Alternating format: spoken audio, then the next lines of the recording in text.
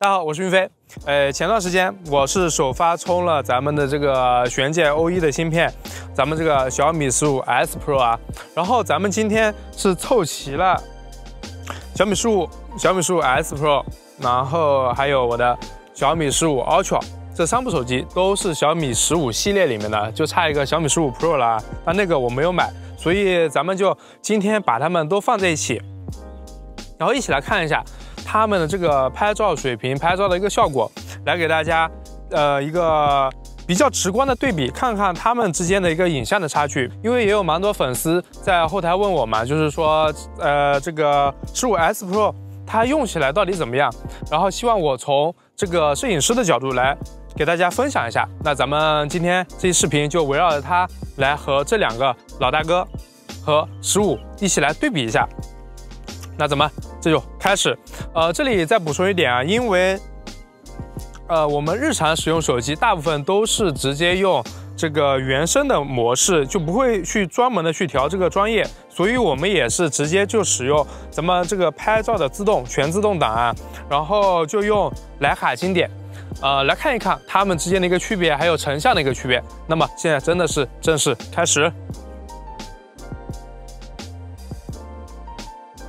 首先是它们的主摄啊，我们看这个小花，基本上它们的这个色调还有整体的这个成像没有什么太大的区别。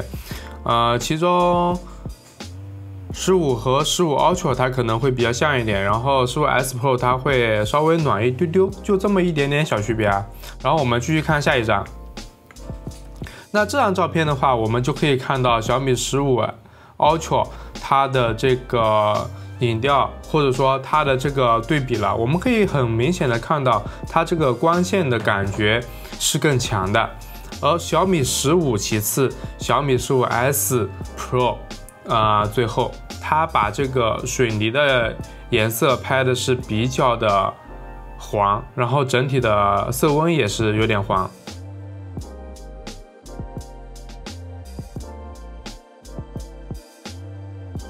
而我们直接来到他们的这个长焦，这里面其实也可以看出来有一点这个比较啊。小米15的话，它是那个长焦直接裁切得到的120毫米，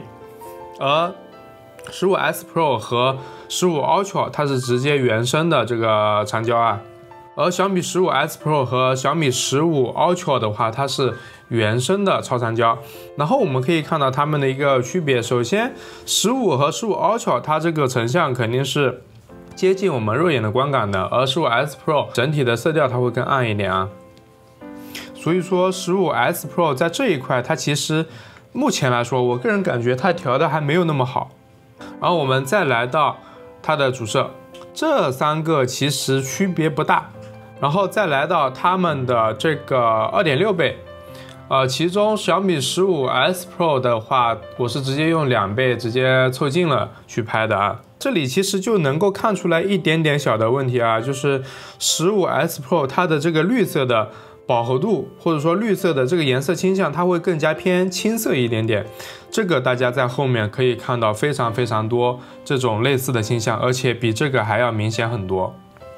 那这个就平平无奇，大家发挥的都比较的稳定。我们可以看到15 Ultra 它的这个画质会明显的比其他2个好一点，这一块的风景还是非常非常不错的啊。但是我们要说但是了，再到后面的一个长焦，就是咱们的超长焦，我们可以看到小米15S Pro 它的这个颜色就如我刚才说的一样，它这个绿色偏青偏这个蓝了，这个是非常明显的。肉眼观感的话肯定是偏15 Ultra 这一边，15这里其实也还 OK， 而15S Pro 这个颜色就有点太偏了啊。哎呀不行了，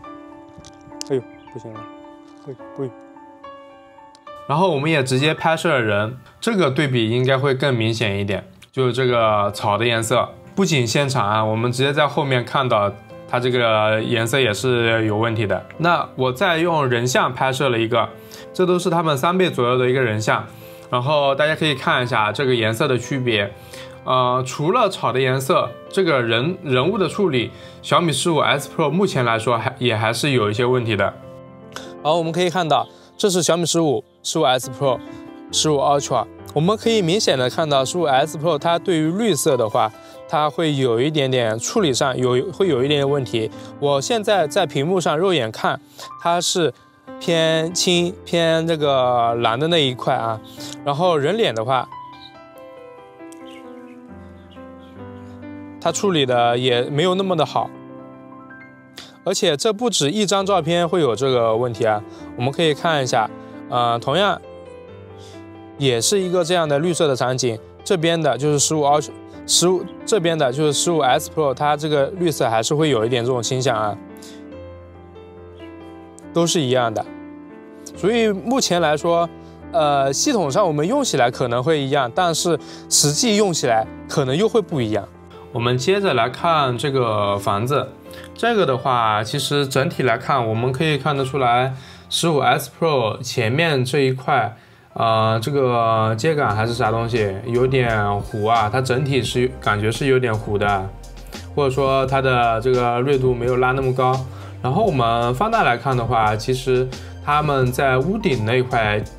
那个细节的差距没有那么大，没有感觉上的那么大啊。但是还是有一些色调上的差异。那我们继续看下一张，这个就是15 Ultra， 它会更偏一点。下面这个也是差不多的啊，没有什么太大的区别。场景来说，主摄和它们的这个2倍。我们在后面又拍摄了人像，然后这个除了绿色的一些差异的话，我们还可以看到人脸这一部分。人脸这部分我们直接看对比就知道了，直接放大。你可以看到15和15 Ultra。它的这个面部，它至少是有提亮的，而小米15S Pro 的话，它至少面部它应该是没有进行过优化啊，或者说优化的不够好。那至少我们小伙伴他人是没有这么黑的啊。好，继续看下一张，这个的话，他们其实发挥的还行。15 Ultra 的话，它整体颜色它会更重一点，就对比度更深一点啊。15S Pro 它就更淡一点，15的话它就是介于两者之间。那这个大家就直接自己看就行了。然后这个花的话，它们三者又呈现出了不一样的这个风格啊。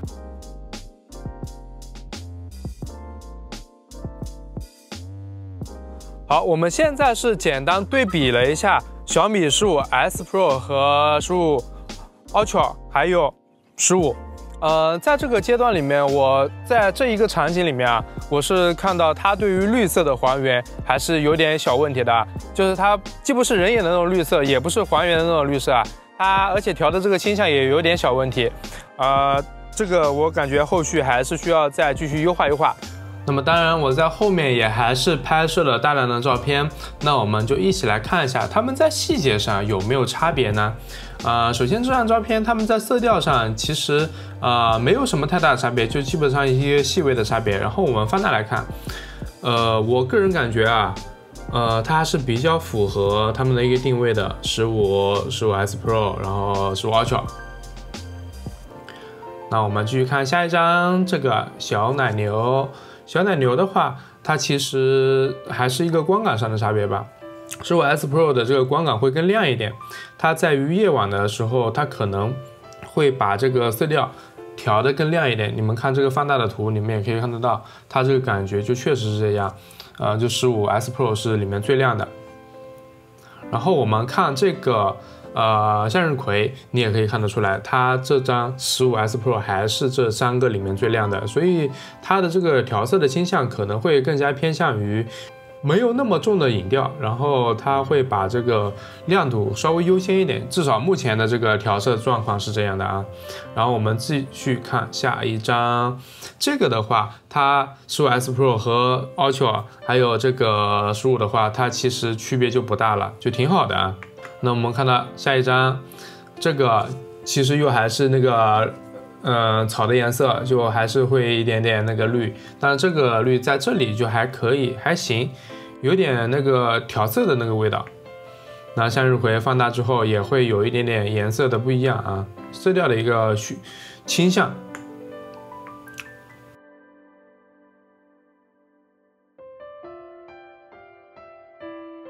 再就是这个凳子，还是刚才说的那个感觉，就15 S Pro 它就依然是倾向于把照片调得更亮一点，而不是说这个影调是怎么样就是怎么样这种感觉。其实现实里面是偏向于小米15这种感觉，15 Ultra 的话它还是有一点点那个洋红在里面，就15 Ultra 反而会有一点点偏色。那这个路牌那就更不用说了啊，就直接15 S Pro 就拍得很亮。那下面的这几张照片，那其实也是同样的感觉，15 S Pro 还是会更加倾向于把照片调得更亮。然后15和15 Ultra 它都是偏洋红，偏一点点洋红的那种感觉，它可能是背后那个夕阳晚霞的那种光照到这上面，它可能不是偏啊，就是那个光照到这上面，氛围感都挺不错的这几张，然后大家可以自己欣赏一下。然后后面的照片，其实我个人觉得它的这个成像的质量没有什么太大的区别，所以后面我们就欣赏一下他们拍摄的这几组照片吧。我觉得这个地方真的都非常的 nice 啊，我拍摄出来的照片都非常的好看啊，大家也可以看一看这个感觉，都是用心拍的啊。然后你们也可以在这个时候发表一下你们自己的这个意见，你们觉得这几张照片哪个色调倾向会更 OK 一点呢？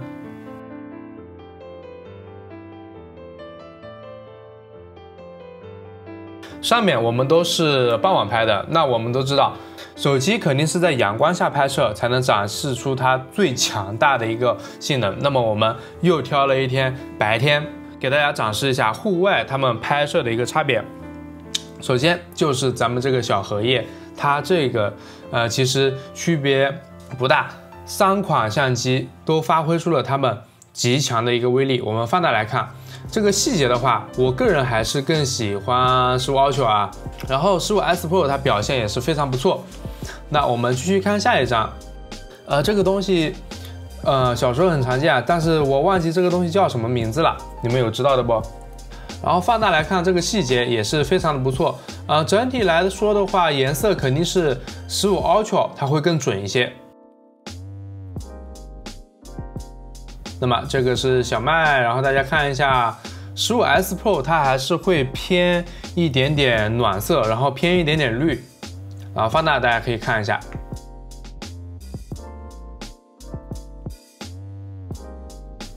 然后这个小花，他们3个都拍出了非常不错的这个感觉，其中小米15 S Pro 它给我的感觉是挺通透的啊，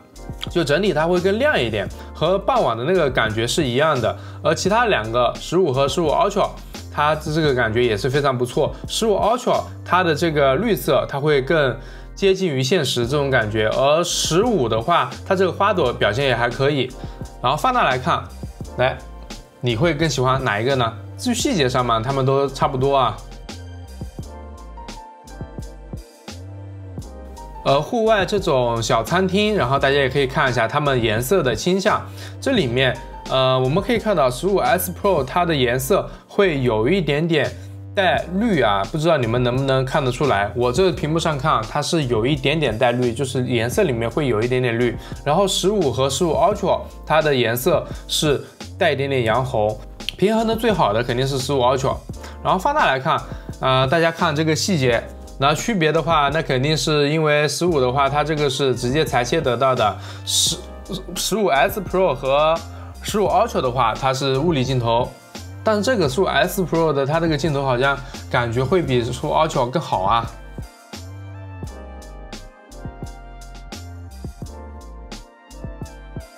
然后这个路15 S Pro 它整体的这个倾向，它会更怎么说呢？它感觉它对比度拉得更深，拉得更多。然后15的话，这个颜色会更差一点。然后放大来看这个妆的这个细节，你就可以看到它们对比度的不一样。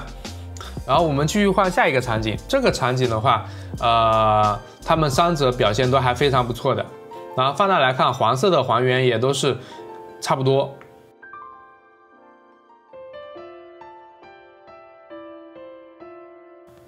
这个的话，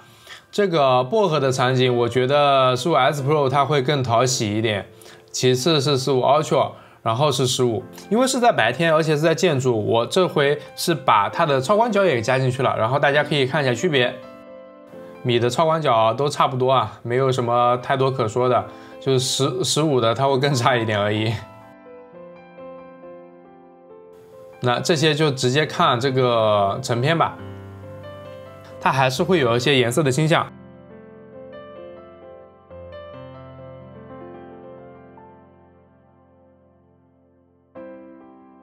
超广角这边差异不是特别大啊。然后到这个，然后你们就可以看到一个非常明显的倾向，就是小米15S Pro 它颜色发绿，就偏绿啊。我们可以看这个玻璃内部，就是这个暗部的一个感觉。其他两个15和 Ultra 它都是偏蓝，而 S Pro 它是偏绿，这个放大来看就很明显。那实际上它肯定是不偏色的啊。然后到了徕卡最经典的一个红色。在这个颜色里面，我们在现场看到的是15S Pro， 它是偏绿的，然后在大屏幕上它依然有这样的一个迹象，但是没有那么明显，但依然是可以看得出来 S Pro 它对于红色的还原，它并没有说特别的好啊，它里面还是掺了一点点这个绿在里面。那放大来看，它会更明显，不知道你能不能看得出来啊？那剩下的大家可以看一下这个场景。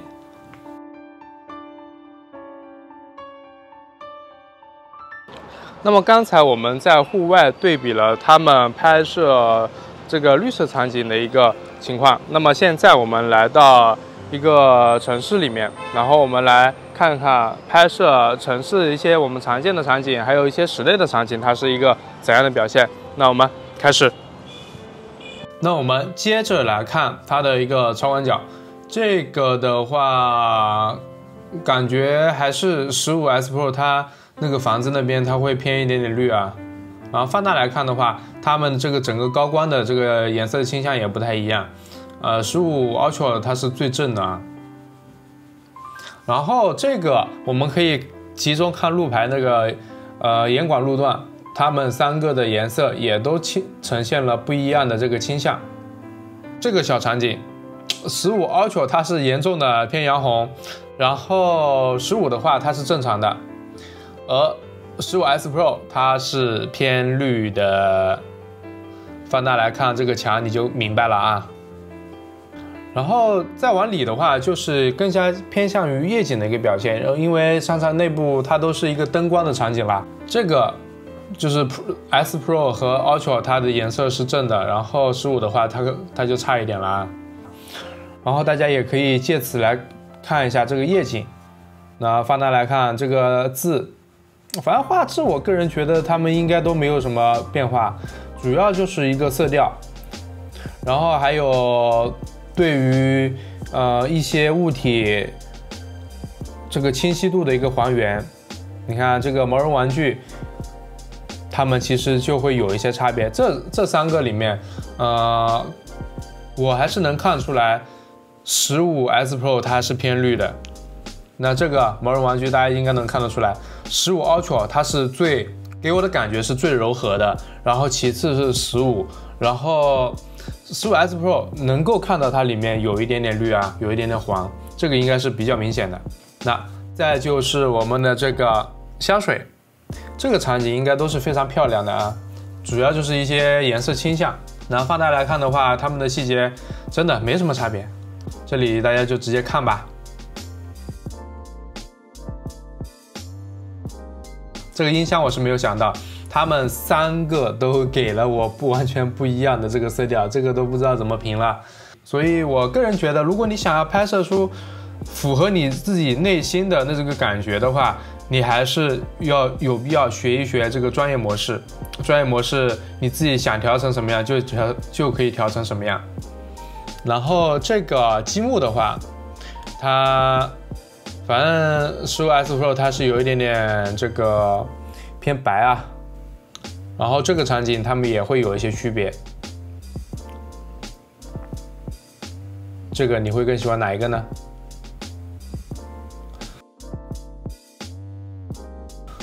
然后这个小图书角，这里面反倒是这个小米15，它给我的感觉，我觉得是更好的，因为它整体的氛围感呀、对比度啊都蛮不错的。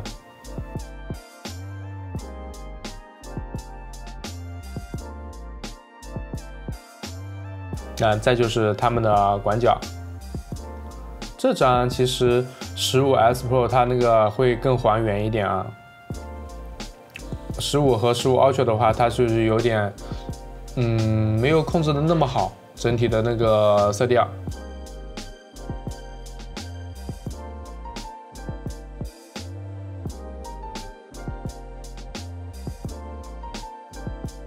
那像这个场景的话，它2倍，它对于它的这个主摄来说，我认为它不应该是这种表现啊。你看，它整体现在就有点泛白，然后这里还是哪里有一束这个灯照进去，它会有这个鬼影，而且还是比较明显的。好，然后我们拍一张，你看啊，这是15S Pro 拍摄出来的啊。那镜头也是好的，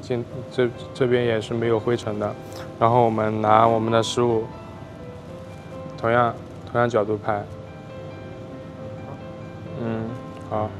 它这里也会有一点那个光，但是它拍出来的不会说和它一样这样没有层次感，没有冲光。这个是15啊，15啊，它这个镜头还没有那么干净。然后我们再拿我们的S Pro 到这里同样也会有一点光，有一点冲光，但是我们拍它的话，拍摄出来还是非常的对比度非常好，对比度是 OK 的，然后整体也是比较纯净的。这个我感觉就还是调的会有问题啊。那我们再来一下。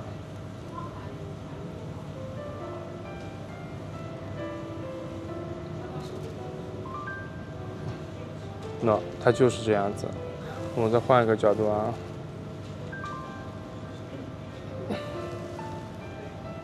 换一个角度拍出来也还是这样子。整体的这个对比度，就这一块啊，还有这整体的，都还是有一些差距的。我直接往下这样子可以，再往上一点点，它这里有这个灯光过来，就可能是那边的灯光过来，然后对它的算法就有点问题。你看。在这个场景下100%复现啊，那就这样一个场景，就很简单的场景，可能上面会有一点灯，就是冲光冲进来。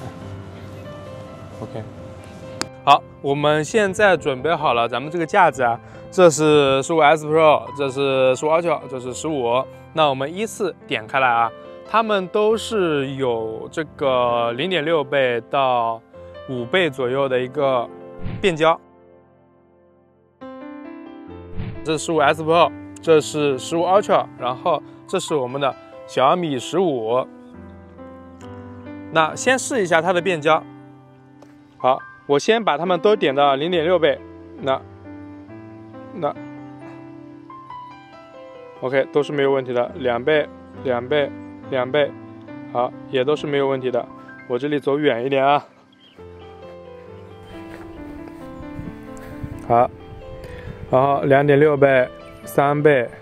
5倍，好5倍、4.3倍、10倍，好，这都没有问题。好，我们回到1倍，来简单的看一下它的防抖，然后我就直接2边都抓着，然后往我小伙伴那边跑啊，看一下它的防抖怎么样啊。然后这里我观察它的这个颜色的话啊，还是15 Ultra 会更好啊，1倍嘛。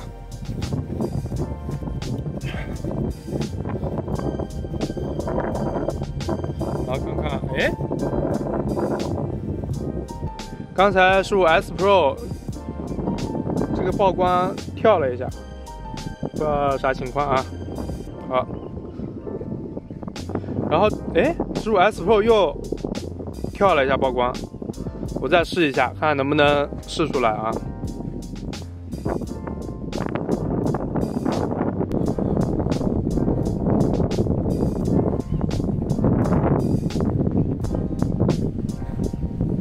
目前来看，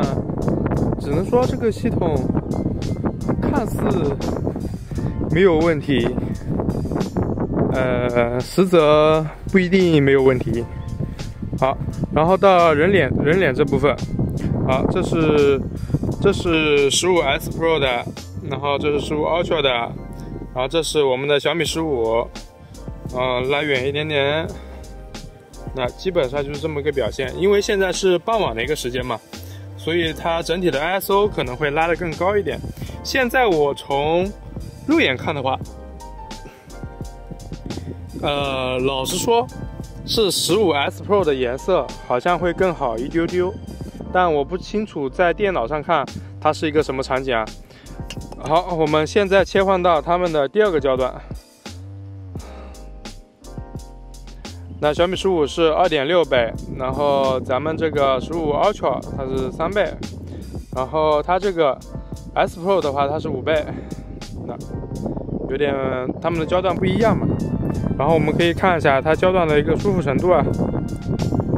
那这是15 Ultra 的，那这是15S Pro 的。好，我们都切换到最长的那个吧。就是还是做一个简单对比。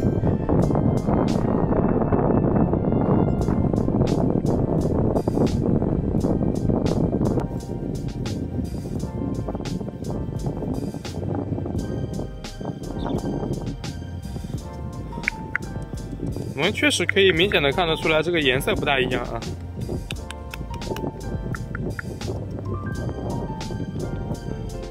OK。那么这就是我们这个视频录制的一个简单的对比啊。好，现在是室内的一个灯光的场景，然后我们还是把这3台手机都放上来，然后大家来一起对比一下。首先，这个是我们的小米15 Ultra， 然后这个是我们的小米15，这个是我们的小米15S Pro。然后从这里看的话，目前来说差别不算特别大啊，就是从屏幕上看，它们会有一个比较明显的色调的一个区分，其他的暂时没有什么。然后我走动一下，啊，就是一个普通的走动，然后大家看一下它们防抖之间的区别，还有人脸。然后人脸部分的话，这里小米15的是感觉是给了一层这个磨皮一样的，然后15 Ultra 的话，整体脸部的细节会看得更清楚一点，15S Pro 呢就整体相比较来说有点偏白。好，然后我们再拍摄一下这个书籍。然后再往上看一些暗部的，然后我们现在统一切到它的一个2倍。好，首先还是人脸，大家可以看一下细微的区别。好，我们往前走。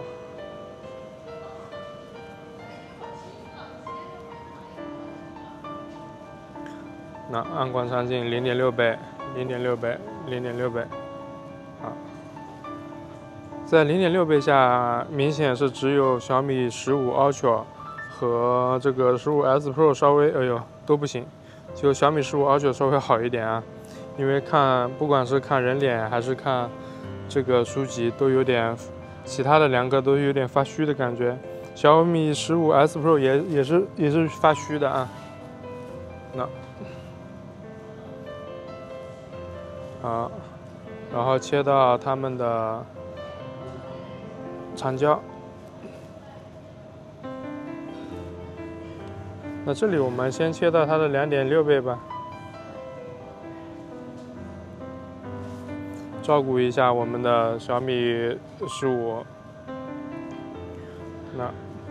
看一下小米15的这个镜头和小米15S Pro 直接通过裁切放大得到的这个镜头有什么区别 ？OK。好，这我们再切到最长的长焦，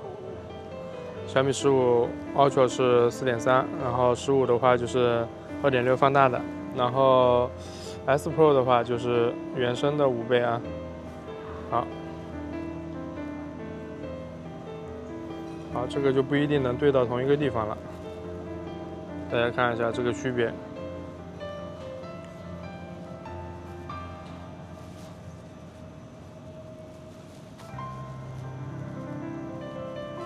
好，好，再切换到1倍。好，我个人感觉15S Pro 目前的这个1倍的话，就是主摄它色调并没有特别的好啊。那个具体的区别，大家直接在电脑上或者说在手机上看我的这个成片吧。我这里看它是有点对比度不行，然后这个色温色调倒还行，就是对比度还有整体的发挥，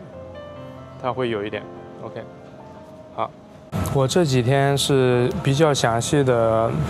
使用小米15S Pro 和15 Ultra。还有我们的这个小米15做了一个比较详细的一个比较吧，就是从室外的这个绿色的环境和室内的这种环境，还有整个城市的环境，然后确实是发现了一些目前来说个人认为调得不太够好的地方。首先，小米15S Pro 它在绿色的场景下，它可能会出现一些算法上的失误，从而导致它整体会有一点偏青，然后偏蓝的那种现象，而且是比较容易在特定的场景下复现出来的。再就是在城市的环境下，你拍摄的照片，就整体的色调有可能会比其他的2款手机，就是小米15系列里面的，它可能会有一点点偏绿。就是你能够从它的这个颜色区分出来这个就是小米15S Pro 拍摄出来的，因为它偏绿，然后它对于红色的场景还原也不如小米15或者说小米15 Ultra。按道理来说，徕卡在红色这方面还原应该是非常非常强的，但是它在这一块也没有特别准确的还原。然后在室内的场景下，我倒是没有发现太多的问题啊，就是有一个地方就是它对于灯光的这个识别，然后对于灯光整体的一个曝光的星象，它可能会有一点点问题。就比如说刚才我们测试的这个拍摄灯光，然后它整体对于环境的一个把控没有那么好，对比度可能会有点偏淡薄一点，然后整体的这个照片拍摄出来的就是浮在表面，就不像是一个5000块钱的，它还能说偏摄影旗舰一点的这个手机拍摄出来的这个画面啊，这一块肯定是有问题的。所以我觉得小米15S Pro 它对于整体系统的调教，或者说对于这个硬件的把控，至少 HyperOS 团队它还没有把控那么好。就是对于它现在这个出厂状态，它没有到达那个完全 OK 的一个情况。就对于一些特定的场景，它会有一些问题当然，我们拿到手里觉得这个系统可能会觉得，它好像和别的系统没有什么区别，但是你用着用着，可能就会发现类似于拍照我提到的那些问题。就所以说这个还是有一点点当小白的意思，但是它如果说是日用的话，也还是可以的。这个具体如何就看大家自己的一个